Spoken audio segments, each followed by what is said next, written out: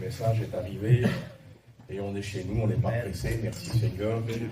Et quand bien même on terminerait un peu plus comme il dit, c'est pas un problème parce que Jésus est présent dans ce lieu. Et puisque Jésus est présent dans ce lieu, nous sommes tous venus ce matin pour l'adorer, pour le louer, pour le prier. Alors c'est ce que nous voulons faire ce matin. Nous ne voulons pas passer à côté de la bénédiction. Merci Seigneur, les chants de cantiques ont été beaux.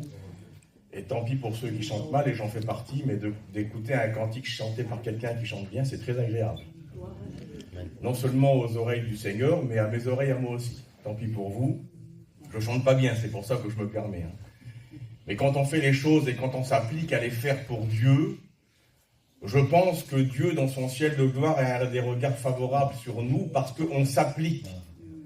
On s'applique à le faire d'une manière spirituelle, d'une manière chrétienne, de la manière dont le Seigneur voudrait qu'on le fasse.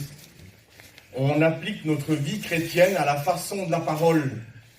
On applique notre vie chrétienne à la façon où Jésus nous a laissé des exemples dans la Bible, dans la parole. Et on a même essayé de ressembler à Jésus. C'est même un petit peu le thème du message ce matin, ressembler à Jésus, ressembler à Christ. Alors, je disais, Seigneur, c'est compliqué de ressembler à quelqu'un, c'est compliqué de vouloir être égalé à quelqu'un qui a donné sa vie sur la croix pour chacun d'entre nous. Je ne peux pas le faire, vous ne pouvez pas le faire. De donner sa vie sur la croix pour chacun d'entre nous, je ne peux pas.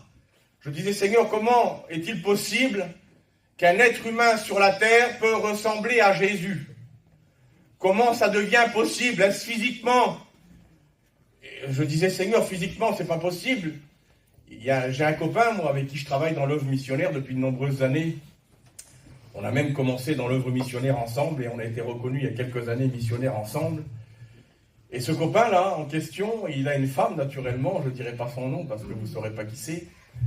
Et cette femme, elle ressemble au Seigneur. Mais le gardien du film, vous voyez là, vous connaissez, mettons, les films du Seigneur, là, vous voyez, les longs cheveux, alors là, elle n'a pas de barbe, la femme, vous avez compris. Mais physiquement, elle ressemble un petit peu au gardien du film. Et puis moi, je lui dis des fois pour le narguer, des fois il m'en colère, mais je dis ta femme, c'est Jésus, là. Tu vois. Mais elle ressemble. Et puis lui, il se met en colère, il n'aime pas. Ben oui, il n'aime pas naturellement. Alors, mais je disais, Seigneur, c'est pas possible. On ne peut pas ressembler à Jésus physiquement. D'ailleurs, on n'a pas le droit de le faire. On ne peut pas se faire d'image taillée du Christ. Et on ne peut pas, on ne veut même pas, c'est même pas dans nos pensées en plus. On ne veut même pas ressembler au Seigneur physiquement. Ça ne nous intéresse pas. Mais par contre, la parole nous laisse une direction pour ressembler au Seigneur spirituellement. Nous laisse cette direction. C'est toute une marche à suivre. Et je disais là, Seigneur, je suis sûr de ne pas me tromper. Je suis sûr de ne pas faire d'erreur. Je suis sûr de ce que je dis parce que la parole me le dit. Je suis sûr que je dois, c'est impératif, c'est important. Je dois ressembler à Jésus. Et je disais, Seigneur, alors comment faut faire? J'essayais d'imaginer les souffrances dans le jardin, et je disais, pas possible. J'ai essayé d'imaginer le chemin de la croix, je disais, pas possible. J'essayais d'imaginer la croix elle-même, les souffrances de la croix, et je disais, Seigneur, pas possible. Je ne peux pas faire ce que tu as fait, c'est pas possible. Mais par contre, je peux faire ce que tu nous as demandé de faire. Souvent de fois dans la parole de Dieu, vous retrouverez cette petite phrase de Jésus où il est dit mon temps n'est pas encore venu. Mon temps n'est pas encore arrivé. Mon temps n'est pas encore là. Il parlait de la croix, il parlait de la mort, il parlait de sa résurrection, il parlait de son ascension, il parlait de toutes ces choses. La chose que lui était seul à faire. Mais par contre, il disait, écoutez, voilà, pendant ces 3 ans et demi qui sont devant nous là, eh bien moi je vais vous montrer comment vous devez me ressembler. Comment vous devez marcher. Et quelques 2000 ans plus tard, en plus, l'enseignement de la parole de Dieu, la ressemblance de Jésus, dure encore aujourd'hui. Nous avons, nous, dans notre cœur, les chrétiens, et il n'y a pas de supériorité, il n'y a même pas d'orgueil dans notre langage, comme on dit ça. Nous avons, nous, dans notre cœur, les chrétiens, le vouloir et le faire, de ressembler à Jésus. Amen. Et ça, c'est bon. Gloire au Seigneur, on lit quelques versets dans la parole.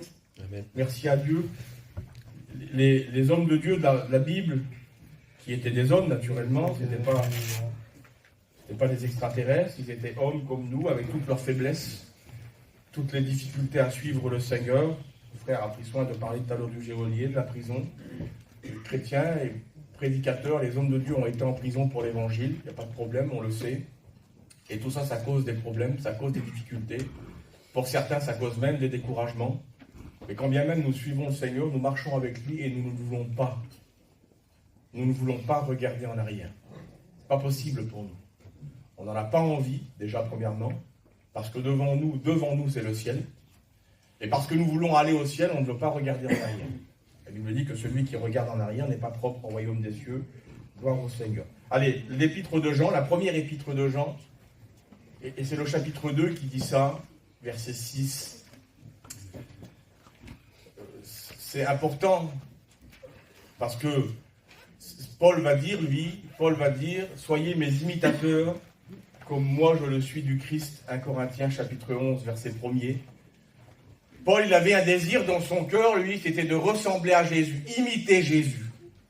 Imiter Jésus dans son action sur la terre.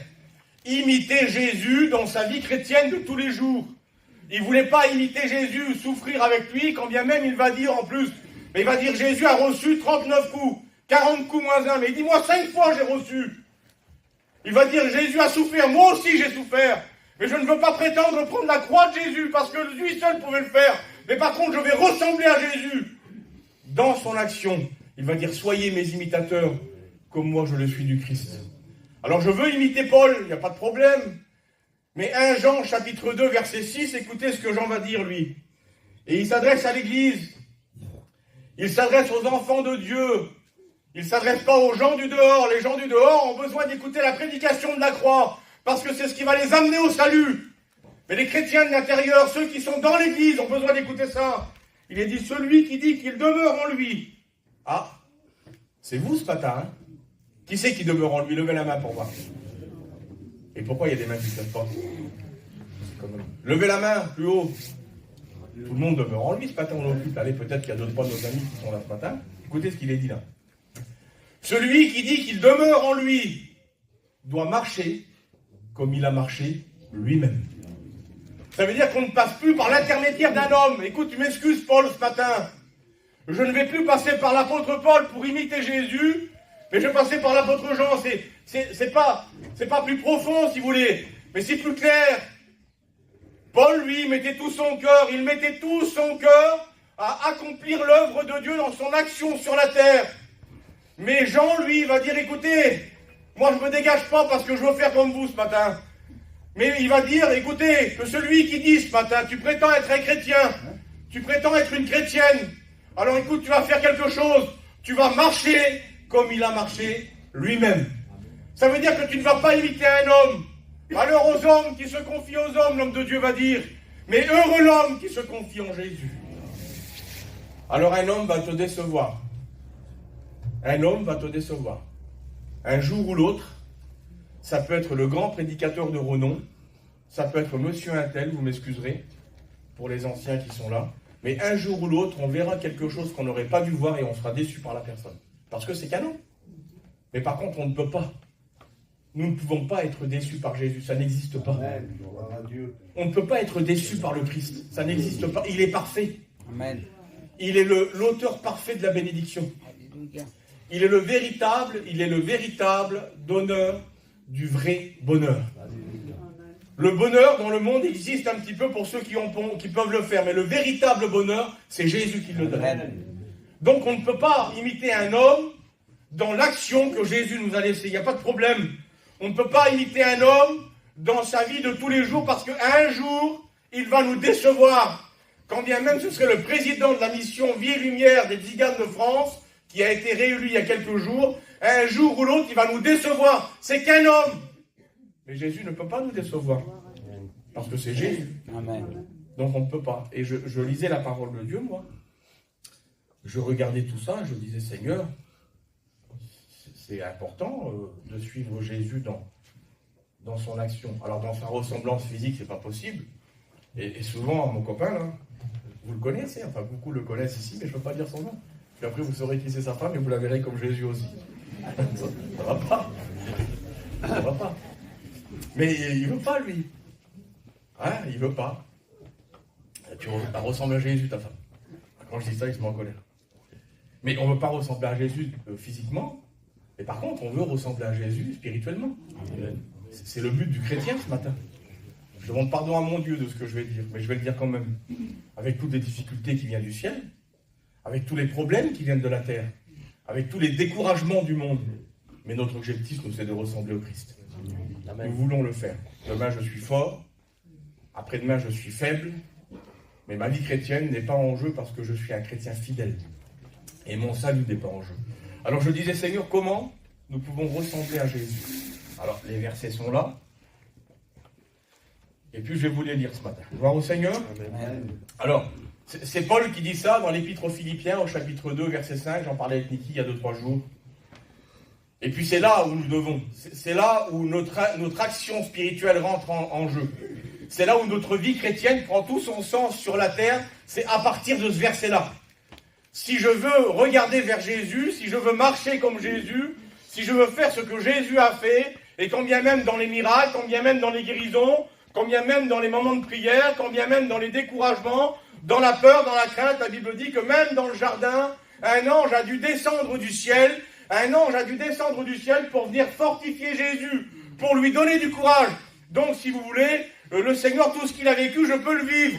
Et puis la Bible dit, au chapitre 2, au verset 5 de l'Épître aux Philippiens, il va dire ça, « Ayez en vous les sentiments qui étaient en Jésus-Christ. » Ayez en vous les chrétiens ce matin, les chrétiennes, ayez en vous, en votre cœur, les sentiments qui étaient en Jésus-Christ. Avoir les sentiments de Jésus en nous, sur la terre, nous amène à lui ressembler, nous amène à faire ce que le Seigneur a fait. Ayez en vous les sentiments qui étaient en Jésus-Christ. Alors Seigneur, tu étais un sentimental alors? Tu étais quelqu'un de sentimental? Non. Le Seigneur n'était pas une personne sentimentale, mais il avait des sentiments parce qu'il était humain sur la terre. Quant à sa personne, quant à son physique, quant à son corps, il était humain sur la terre. Et la Bible dit que, en tant qu'être humain sur la terre, il avait les sentiments qui venaient du ciel. Et les sentiments qui venaient du ciel étaient bons pour les chrétiens. Et puis je disais, Seigneur, quels étaient les sentiments que tu avais et que tu as voulu nous laisser? L'apôtre Paul le dit, ayez en vous les sentiments qui étaient en Jésus, donc il nous laisse une ligne de conduite, une feuille de route que nous devons nous suivre pour aller au ciel. Vous m'excuserez de dire ça ce matin, et je ne prends pas de gants pour le dire, et d'ailleurs la Bible m'autorise à le faire. Un chrétien qui vit sa vie chrétienne comme bon lui semble, qui se laisse amorcer, attirer et finalement consommer le péché, c'est un chrétien qui ne va pas au ciel. C'est un chrétien qui n'ira pas au ciel. N'essayez pas de vous convaincre par de faux raisonnements, et n'essayez pas même d'être convaincu par le diable lui-même en vous disant que c'est pas grave, c'est pas grand-chose, c'est quelque chose dont le Seigneur va te pardonner assez facilement, tu vas voir, et tu peux même continuer à le faire un petit peu si tu veux. Non, ça ne vous amène pas au ciel, ça vous amène en enfer. C'est comme ça, hein. Un frère disait un jour que l'enfer est pavé de bons sentiments. Et puis en enfer, des baptisés, malheureusement, il y en aura. Et il y en aura plus qu'on peut le penser. Alors, je ne suis pas baptisé parce que je veux être chrétien là. Je veux être baptisé parce que je veux être chrétien là. Vous voyez? Donc, ayez en vous les sentiments qui étaient en Jésus-Christ. Et puis, il y a une histoire de la parole, Jean chapitre 11. Cette histoire, elle est merveilleuse. La Bible dit que c'est Lazare de Béthanie qui va mourir, là. Et puis, Lazare de Béthanie va mourir, et puis le Seigneur, il n'est pas là, il tarde un petit peu, on connaît l'histoire. Et puis, quand il arrive, là, écoutez, ça fait déjà 4 jours que cet homme, il est mort, enterré. Et puis, la Bible dit que quand il arrive, là, la sœur de Lazare, elle court vers Jésus. Ah, si tu avais été là, mon frère ne serait pas mort. On la connaît, l'histoire. On connaît l'histoire de Lazare, hein, Jean chapitre 11. Et puis, la Bible dit que quand il arrive, là, il voit sa sœur, à Lazare, qui pleure. Il voit tous les Juifs qui l'entouraient, qui pleurent. Et la Bible dit qu'il fut ému de compassion pour eux. Il a ressenti, là, dans son cœur, ce sentiment d'émotion. Et la Bible dit qu'il fut triste. Il a ressenti de la tristesse. C'est marqué dans la Bible, hein, Jean chapitre 11, verset 30-33, je ne sais plus. La Bible dit qu'il a ressenti de la tristesse. Et Jean chapitre 11, verset 35, le plus petit verset de la parole, la Bible dit que Jésus pleura. Ça veut dire qu'il a ressenti toutes ces choses-là. Il a ressenti de l'émotion pour ces gens qui pleuraient. Il a ressenti de la tristesse. Et puis il y a même une personne qui a pris la parole dans cette histoire. Et puis il a regardé, comme il a vu Jésus pleurer là, il a regardé quelqu'un qui était à côté de lui. Et il a dit, regarde, comme il l'aimait. Il pleure pour lui. Ce sentiment d'amour. Et puis la Bible dit que dans cette histoire, tous ces sentiments, ils ressortent là. Ce sentiment d'émotion, ce sentiment de tristesse pour ceux qui pleurent, ce sentiment d'amour là, parce que regarde comment il l'aimait. Il pleure pour son grand ami Lazare. Et je disais, Seigneur, moi j'ai ces choses-là. Je ne suis pas prétentieux, je ne suis pas un orgueilleux, je suis un chrétien. Je disais, Seigneur, je suis ému. Quand quelqu'un passe par la misère, quand quelqu'un passe par la séparation, je suis ému, Seigneur. Et puis, je suis un chrétien. Alors, j'arrive même à pleurer avec cette personne. Parce que j'aime cette personne. Et je disais, Seigneur, ça ne peut pas s'arrêter là, c'est pas possible. Ça ne peut pas s'arrêter là parce que le sentiment, là, il est bon. Mais le sentiment, il est inactif pour nous. Parce que devant la misère, devant le problème, devant la grande difficulté de la séparation, on n'a pas de mots. La Bible dit que quand les copains de Job sont arrivés là, et quand Job était là en train de pleurer, il venait de passer par une séparation énorme. Pendant 7 jours, ils n'ont pas pu parler. On n'a pas de mots. On n'a pas de mots devant ces problèmes. Mais on est rempli d'émotions, Seigneur. Ayez en vous les sentiments qui étaient en Jésus-Christ. Alors je disais, Seigneur, c'est vrai que je suis ému. Depuis le début de l'année, là, vous avez vu, ça n'arrête pas. Et encore cette nuit, c'est arrivé dans la région de Quimper. Ça n'arrête pas. Alors je disais, Seigneur, on a des sentiments. Parce qu'on a les sentiments qui étaient en Jésus-Christ. On est ému avec ces gens, on est triste pour ces gens, on pleure avec ces gens.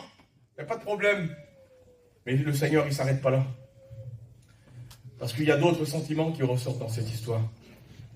Puis ce n'est pas des sentiments humains.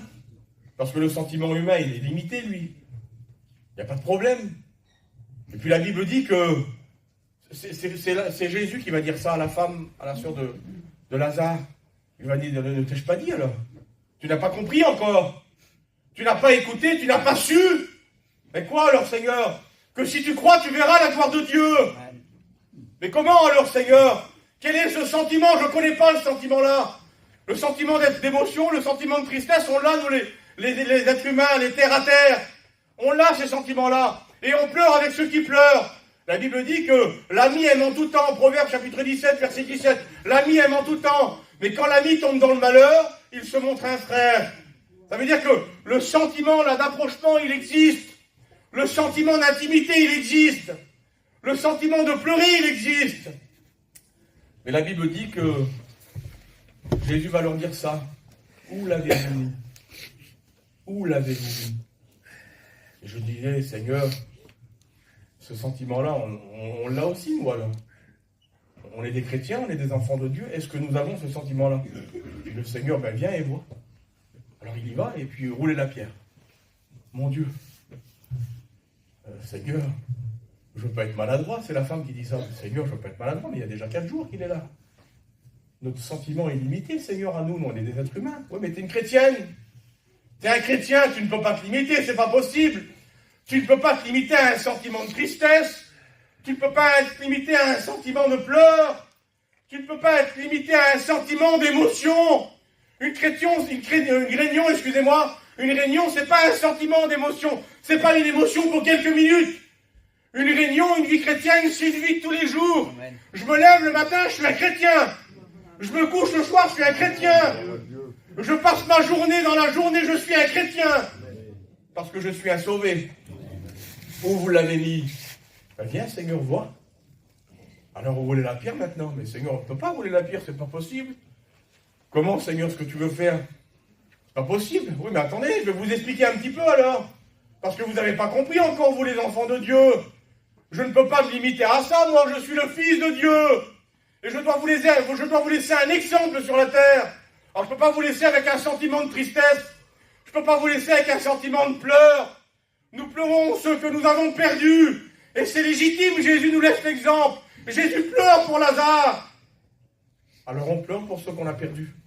Et c'est logique en plus. Que celui qui ne pleure pas pour ceux qui l'ont perdu, c'est lui l'extraterrestre. On pleure pour ceux qu'on a perdus, il n'y a pas de problème. Et puis je sais, Seigneur, tu sais pas alors que ton frère va ressusciter. Tu sais pas alors que ton... Je ne veux pas dire les mots, voilà, je connais un peu l'assemblée, bref. Mais tu sais pas alors, je vais rester sur ce que Jésus a dit. Tu sais pas que ton frère va ressusciter alors? Oui, Seigneur, je sais qu'il va ressusciter au dernier jour. Mais non! T'as pas compris alors? Que le sentiment que je veux vous laisser, c'est pas un sentiment négatif. C'est pas un sentiment où il y a une fin. Il va dire maintenant, roulez la pierre. Et puis la Bible dit que sur l'autorité de Jésus, il roule la pierre. Ah oui, parce que le sentiment de la foi, il existe. Nous savons que quand nous prions pour un malade, il est guéri. Amen. Nous savons que quand nous demandons quelque chose à Dieu, Dieu va l'accomplir. Amen. Et oui, on ne peut pas s'arrêter à un sentiment de tristesse, on ne peut pas s'arrêter à pleurer seulement. Nous voulons croire et nous devons croire que Jésus est plus grand que ça. Amen. Roule la pierre dans ta vie. Roule la pierre dans ton cœur, celle qui te bloque la bénédiction. Parce que Jésus te dit maintenant, ce matin, il faut que le sentiment de la foi rentre en action dans ton cœur. Il faut que ce sentiment de la foi maintenant soit grandissant dans ton cœur. Il faut que tu te dises dans ton cœur ce que tu vas demander à Dieu. Il faut que tu le vois devant tes yeux. C'est ça que Jésus veut nous laisser. Pas des sentiments humains, je demande pardon à mon Dieu de ce que je dis. Pas des sentiments qui sont terre à terre et qui s'arrêtent à la terre. Pas les sentiments d'émotion. La Bible dit qu'il fut ému. Vous allez voir, je vais prendre d'autres histoires avec vous en plus dans la parole de Dieu. Mais le sentiment de la foi, celui qui nous amène à voir ce que nous croyons que Jésus va nous donner. Amen. À voir de nos propres yeux ce que nous espérons dans notre cœur. Et si nous croyons, la Bible dit, c'est Jean qui dit ça dans l'Épître, si nous croyons qu'il nous écoute, nous savons que nous recevons ce que nous lui avons demandé. C'est la foi dans notre cœur.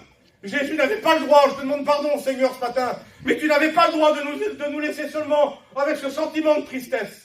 Tu n'avais pas le droit de nous laisser seulement avec ce sentiment d'émotion là devant la mort. Mais par contre, tu devais nous laisser le sentiment de la foi. Celui qui nous amène à voir ce que nous croyons que tu vas nous donner. Tu crois ce matin? Tu espères dans ton cœur? Tu es découragé peut-être. Et oui, on passe par là. Hein. On est découragé peut-être. Vous savez, on a tous, pour nous les frères qui sont pasteurs, qui prêchent la parole de Dieu. Vous croyez c'est bien vous, mais c'est dur. C'est dur de prêcher l'évangile. C'est dur d'être un pasteur. C'est dur d'avoir toujours cette casquette-là d'être celui qui encourage les autres et que personne vient l'encourager. Jamais, hein, les frères, vous pouvez confirmer ce que je dis. Hein. Jamais personne, il n'y a aucun chrétien, ni dans l'église de Rennes et dans les autres églises, hein, qui vient vers le pasteur et qui lui dit « Ça va mon frère, j'ai un mot de Dieu pour toi. » C'est rare. Hein. Par contre, on attend en retour que c'est le pasteur qui vient. Parce que c'est normal, c'est son travail, ça. Le sentiment de foi, là, nous devons le consacrer, nous devons le donner. Nous devons faire, et puis c'est dur, c'est dur, c'est dur. C'est dur de travailler pour Dieu. Mais Dieu n'a pas mis seulement dans notre cœur ce sentiment de se lamenter sur notre sort. Il nous a donné le sentiment de sauver les hommes. Et ça, c'est le sentiment de la foi. C'est le sentiment de recevoir ce que nous croyons voir par Jésus et par sa main. Gloire au Seigneur. Et la Bible dit qu'il a roulé la pierre. Ils ont roulé la pierre, vous savez. Et puis avec toute l'autorité que Jésus avait reçue du ciel, mon bon sauveur, que c'est beau le sentiment d'autorité. Cette autorité que Jésus n'avait pas peur. Oh, je sais, Seigneur, il parle à son Père, je sais, mon Dieu, que tu m'exauces toujours. Et je pourrais ne pas te prier même, il ne le dit pas, mais on comprend quand on fait la lecture. Mais il dit, je le fais pour ces gens qui sont là. Pour ces gens qui entourent la tombe. Pour ces gens qui sont là à se lamenter sur notre sort, sur leur sort. Pour ces gens qui n'espèrent même plus. Et qui ont demandé pendant des années, Et puis la Bible dit que si la bénédiction tarde, eh bien attends-la. Oh mais Seigneur, je ne peux pas vivre éternellement. Je ne suis pas Adam, moi je ne vis pas 900 ans sur la terre. J'en ai 70, 80 ans seulement. Je voudrais voir ta main. Oui mais si la bénédiction tarde, attends-la. Parce que Jésus t'a promis qu'il la donnerait. Alors roulez la pierre maintenant. Puis quand il parle à son Père, là, il parle à haute voix. Hein. La Bible dit qu'il parle à haute voix parce que tout le monde l'écoute. Alors, Seigneur, je ne fais pas ça parce que je sais que tu m'exauces toujours. Je sais que tu m'exauces toujours. Le sentiment d'autorité, il est là. Je le fais pour eux, là. Et puis il va le dire d'une voix forte. C'est pour ça qu'on sait qu'il parle, le Seigneur. Il va dire d'une voix forte, Lazare, sors. Et la Bible dit que le mort sortit. Le sentiment de la foi nous amène. Ça fait 4 jours qu'il est là. Combien de temps que tu pleures dans ton cœur? Combien de temps que tu pleures dans ta vie? Combien de temps que tu ne vois pas la main de Dieu agir? Le sentiment d'émotion, le sentiment de compassion, le sentiment de pleurs, tout ce que tu veux, on l'a ça. Mais le sentiment de la foi, tu l'as perdu ce matin. Et tu as besoin de retrouver ce sentiment. Alléluia. Il en va de ta vie chrétienne. Parce que peu à peu, tu ne le vois pas, un peu d'assouplissement, un peu croiser les mains, un peu dormir, et puis la pauvreté nous surprend comme un rôdeur, la Bible dit. Donc tu ne vois pas toi, mais ce sentiment de foi que tu perds dans ton cœur t'amène à t'éloigner du Seigneur, tout doucement. Et bien ce matin, pas parce que c'est lui qui prêche, c'est Jésus qui prêche matin, parce que c'est sa parole. Mais tu as besoin ce matin de retrouver le sentiment de la foi dans ton cœur. De dire Seigneur, je te l'ai demandé, alors je vais le recevoir maintenant. Gloire au Seigneur. Alors je continue un petit peu. Il a eu le sentiment de l'émotion, le sentiment de la tristesse. Il a eu le sentiment de l'amour. Tu vois, Seigneur Jésus. Parlez-lui. Tu vois le Seigneur, comment il aimait Lazare. Il l'aimait Lazare. Il aimait Seigneur. Alors Matthieu, chapitre 20, verset 34, écoutez ce qu'il est dit. La Bible dit qu'il fut ému de compassion pour ces deux personnes qui sont là. C'est l'évangile de Matthieu qui raconte ça. Dans les autres évangiles, dans Luc et dans Marc, on retrouve Bartimée l'aveugle, 10,46 par exemple dans l'évangile de Marc, là c'est 20 dans l'évangile de Matthieu. Ils sont, Bartimée il est tout seul, là ils sont deux. La Bible dit qu'ils sont deux. Et puis ils vont crier vers Jésus, fils de David, aie pitié de nous. Et puis le Seigneur y va, et puis c'est seul l'évangile de Matthieu qui rapporte ça. La Bible dit, c'est marqué tel que ça, ému de compassion, Jésus toucha leurs yeux. La Bible dit qu'il a de la compassion pour les âmes. Jésus, quand il était sur la terre, il avait de la compassion pour ceux qui souffraient. Et puis ça veut dire ça, compassion en plus. Ça veut dire, écoutez bien, ça se traduit par ces mots-là. Partager les problèmes, partager les difficultés, partager les souffrances. Ça veut dire que quand on a de la compassion pour quelqu'un, eh bien on va vers lui. Et puis on essaye de l'épauler. C'est ce que Jésus a fait. Il va dire, ému de compassion pour eux, il va et il opère la guérison. Et c'est ce qui nous amène à sauver nos frères, nous. C'est ce qui nous amène à sauver nos sœurs. Ceux qui se perdent, là, qui s'éloignent de l'église. Mais c'est ce qui nous amène à sauver ceux qui ne connaissent pas Jésus aussi. La compassion dans notre cœur. Écoutez bien. Marc chapitre 6, verset 34. La Bible dit que c'est la multiplication des pains. Marc 6, 34, il est dit que, voyant tout ce grand nombre de personnes qui est là, voyant ces quelques 5000 hommes qui sont là avec leur petite famille, assoiffés de la parole de Dieu, assoiffés de ce que Jésus va leur dire, la Bible dit que Jésus, écoutez bien, fut ému de compassion pour eux en sortant de la barque. La Bible dit que quand il sort de la barque, là, il voit tout ce grand nombre de personnes qui sont là, toute cette multitude de monde. Et il fut ému de compassion pour eux. C'était des gens qui étaient remplis de problèmes. C'était des gens qui étaient remplis de difficultés. Ils avaient besoin de se sentir réconfortés à ce moment-là. Tu ne veux pas être celui ce matin, tu ne veux pas être celle-ci ce matin qui réconforte ton frère. Amen. Mais quelle bonté, Seigneur, d'être celui-là. Être celui qui sait dans ton cœur, je le dis encore une fois, tant pis, il n'y a pas d'orgueil dans nos mots, on n'est pas supérieur aux autres. Mes frères et vous, mes sœurs, ce matin, on est des chrétiens et on est sauvés par la grâce de Dieu. Je ne suis pas meilleur que vous et vous n'êtes pas meilleur que moi. Mais quand on est celui par qui la bénédiction arrive, on sait que Dieu nous a employés. On est conscient qu'on est dans la main de Dieu et qu'on est dans le travail que Dieu nous a confié. C'est dur des fois, c'est compliqué. Ah, il faut y aller, hein. Le frère disait tout à l'heure qu'il a fait 4000 km en voiture, là, dans 3 semaines, là. On va faire une campagne d'évangélisation en Autriche, et après on va jusqu'en Albanie en voiture, là, dans quelques jours, là, vous voyez. Et puis d'habitude, on y va en avion, parce que c'est loin l'Albanie. Nous, on s'occupe d'une petite œuvre en Albanie, maintenant ça fait 11 ans. On a une petite église là-bas, où c'est marqué devant la porte, Église évangélique Vie et Lumière. Vous voyez, c'est à nous. Mais Seigneur, je suis un orgueilleux, non, non, Seigneur, je suis fier. Je suis fier parce que je sais que Dieu m'a employé pour ce travail. Je sais que les âmes qui sont là-bas, là, oh, c'est pas moi qui les a sauvés, c'est Jésus qui les a sauvés. Mais c'est pas le travail que Dieu m'a confié ce matin. C'est pas le travail que Dieu m'a donné. Oh, mais Emmanuel, t'es un prédicateur, toi. Oui, mais toi, t'es un chrétien. Tu peux le faire pareil. Amen. Ah, tu iras peut-être pas en Albanie, hein, ni en Autriche. Hein. Tu iras peut-être pas au bout du monde prêcher la parole.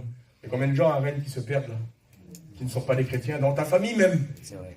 Le Seigneur te demande de les sauver ce matin. Amen. C'est pour ça que la Bible dit qu'il a eu de la compassion pour ses âmes. Alors la compassion, c'est bien. Le sentiment de compassion, là, il est bon. Supporter ou porter les souffrances des autres. C'est ce que Jésus a fait à la croix. Bon, ben, c'est bien, merci Seigneur. Mais sans acte, le sentiment de compassion n'aurait pas de valeur. Parce que le sentiment de compassion, là, on est là, et on souffre avec ceux qui souffrent. Mais je suis assis, je fais rien. Mais le sentiment de compassion, là, quand Jésus parle de sentiment de compassion, il met les actes derrière. Parce que quand les apôtres vont venir vers Jésus, il va dire, Seigneur, ça fait plusieurs jours qu'ils sont là, ils n'ont rien mangé encore. Alors écoutez ce qu'on va faire, donnez-leur vous-même à manger. Mais comment, Seigneur? On est comme toi, nous, Jésus, on a de la compassion pour eux, on voit qu'ils souffrent. Ils sont languissants de la parole. Ils sont languissants d'écouter la Bible, ils sont languissants de se convertir. Mais Seigneur, on est limité, on n'a pas de nourriture, nous. Donnez-leur vous-même à manger. Mais comment alors? Le sentiment de compassion que vous avez dans vos cœurs doit s'accompagner par des actes. Alors qu'est-ce qu'on a là? Ben là, il y a un jeune garçon, mon sauveur, c'est rien. C'est un jeune garçon, presque un enfant. Il a 5 pains et 2 poissons. On n'a pas grand-chose, Seigneur. On n'est pas le président de la mission Vie et Lumière, il est connu, lui. Mais moi, je ne suis pas connu, Seigneur. Je ne suis pas le président de la fédération protestante, il est connu. Mais moi, je ne suis pas connu, Seigneur. Je suis le petit chrétien de l'église de Rennes, personne ne me connaît. On ne m'appelle pas pour chanter, on ne m'appelle pas pour témoigner.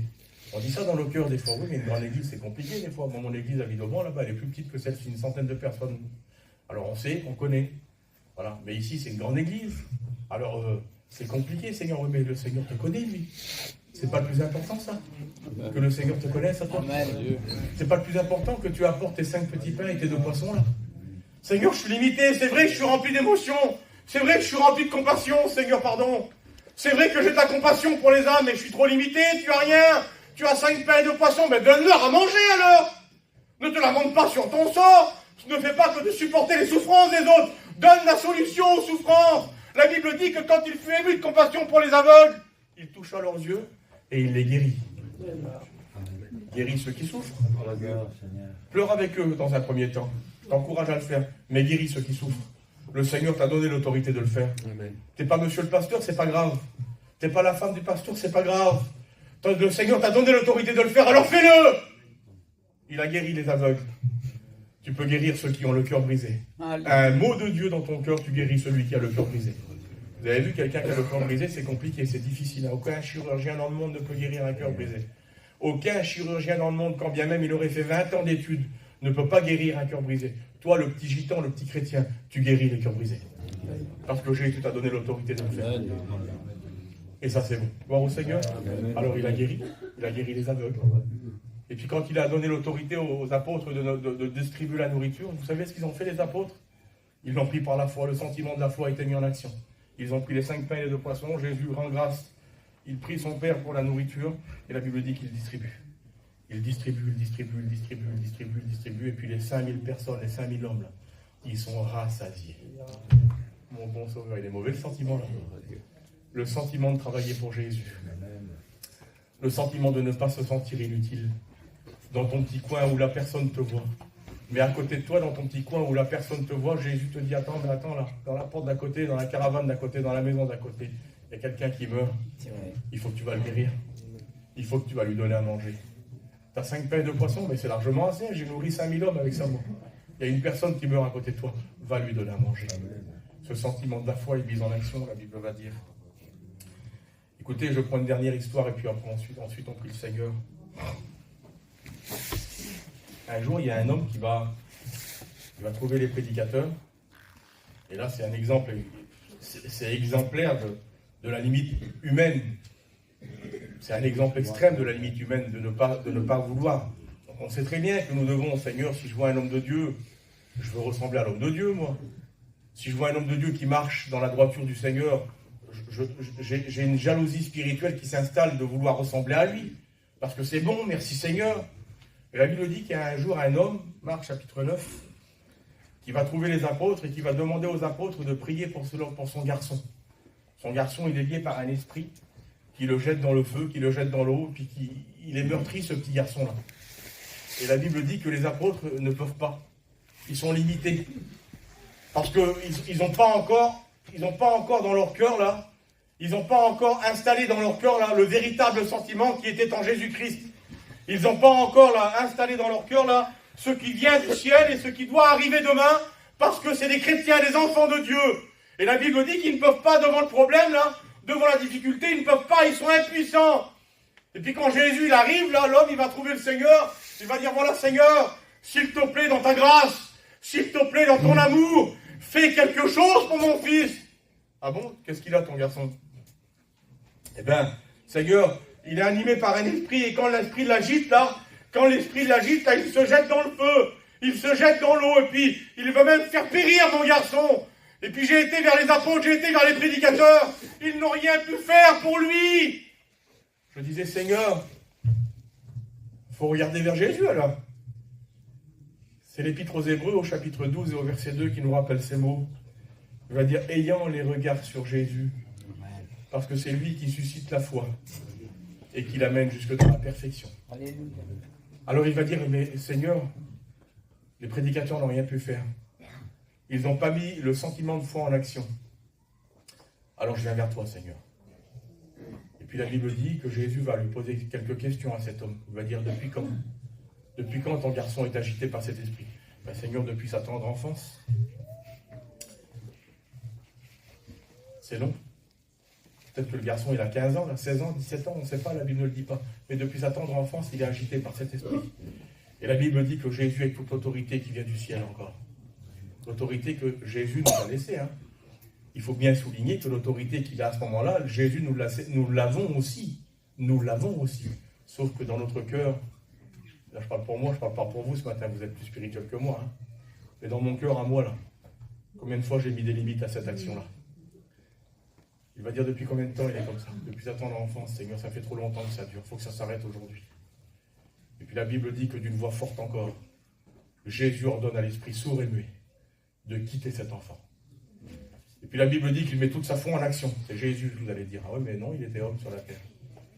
Mais à ce moment-là, il met toute sa foi en action en celui qui l'a envoyé, c'est-à-dire son Père. Et la Bible dit que l'esprit sort. Et quand il sort là, la Bible dit que cet enfant, il tombe par terre et il devient comme mort. Plus d'action. Il devient inerte.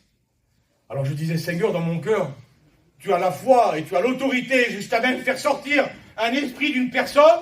Tu l'as laissé à tes enfants parce que tu as dit que tes enfants feront des choses plus grandes que toi tu as fait. Et puis la Bible dit que cet enfant-là, il devient comme mort. Mais c'est quand même bizarre, Seigneur, alors. Qu'est-ce qui se passe? Qu'est-ce qui se passe alors, Jésus? Et puis la Bible dit qu'il a dit, ne t'inquiète pas. La foi a sauvé ton fils. Tu as ton fils qui se meurt dans le monde, là, qui n'est pas un chrétien. Ta fille, ton neveu, ta nièce, mettez qui vous voulez. Je ne veux pas rémunérer tous les membres de la famille ce matin. Mais tu as un membre de ta famille qui se meurt, là, puis qui devient comme mort, inerte. Tu as beau lui parler du Seigneur, là. Tu as beau lui dire que Jésus existe. Tu as beau lui ouvrir la parole de Dieu et puis lui dire, tu sais, un jour merveilleux va arriver bientôt où nous partirons dans le ciel avec Jésus. T'as beau lui citer les versets de la Bible au son de la trompette à la voix d'un archange. Nous allons partir à la rencontre du Seigneur. Il est inerte. Il semblerait qu'il n'a plus de sentiments dans son cœur. Il est mort. Et puis la Bible dit qu'il est mort, cet enfant-là. Comme mort. Vous savez ce que Jésus va faire? Quelle chose simple, mon Seigneur. Il va avoir ce sentiment d'amour dans son cœur qui va ressortir encore. La Bible dit qu'il va prendre l'enfant par la main. Il est mort, il est allongé par terre. Je me suis fermé mes yeux hier en lisant cette histoire et j'ai essayé d'imaginer la scène devant mes yeux. Et j'ai vu l'enfant mort par terre, inerte. Plus de vie en lui. Et la Bible dit qu'il semblerait que Jésus ne s'inquiète pas. Tous les apôtres sont là, un petit peu paniqués.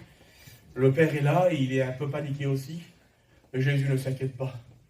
Parce qu'il sait que ce que demande à son Père, son Père lui donne. Amen. Et la Bible dit qu'il ne prie plus. Il ne demande plus rien. Il n'y a plus de mots qui sortent de sa bouche au Seigneur. Mais il prend l'enfant par la main, la Bible dit, et l'ayant mis debout, il lui redonne la vie. Amen. Prends ton frère. Je t'en supplie ce matin. Prends ton frère, prends ta soeur par la main. Alléluia. Et donne-lui la vie en lui. Prends par la main ceux qui se perdent dans le monde. Je t'en supplie au nom de Jésus ce matin. Ne te dis pas que tu n'es pas le pasteur, tu n'es pas la femme du pasteur. Ne te dis pas tous ces gens-là, ils sont faibles, ils sont comme toi, ils sont faibles. Ne te dis pas toutes ces choses. Mais dis-toi ce matin, Seigneur, tu m'as donné l'autorité de prendre ceux qui se perdent et je vais les prendre par la main et de les sauver. Je veux les sauver ce matin. Un jour, un grand homme de Dieu, il a dit ça, lui. Il a dit une phrase toute simple. C'est le Sadou. Il a dit par Christ et pour Christ. Par Jésus, je veux sauver. Pour Jésus, je veux sauver. On prie le Seigneur. On demande à Dieu sa grâce.